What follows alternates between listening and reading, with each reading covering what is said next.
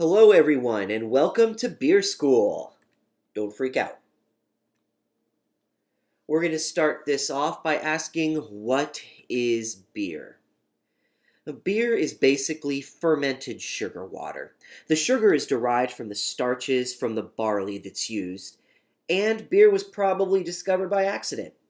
A farmer left a grain-filled vessel in the rain, partially filling it and causing the barley to germinate. The water then evaporated and the barley dried, forming malt. Then it rains again, lazy farmer, I know, not putting his stuff away, and the wild yeast that's in the air activates the fermentation process. Pretty cool and a pretty fortunate accident if you ask me. It's also the most highly consumed beverage in the United States. That's important too. Now that's beer. What is craft beer? Well, craft beer is going to be independently owned.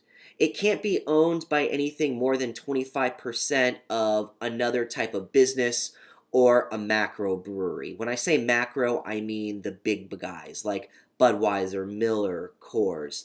You'll often hear them referred to as BMC or macro or just the big boys.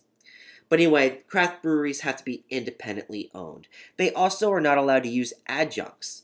Now, we'll get into adjuncts a little bit later, but basically adjuncts are things that brewers will put in beer to cheapen it, to cheapen the taste or the color, or to fill in any holes.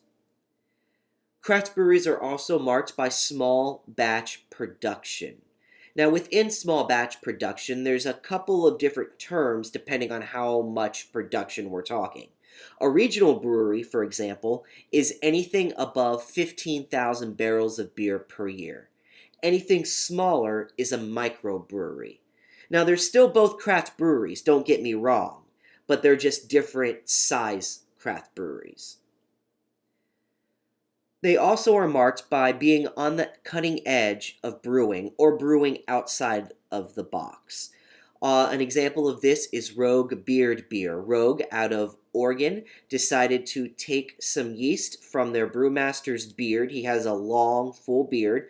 They took the yeast from his beard and used that to make an entire beer, which, as of the recording of this, you can still find in the stores.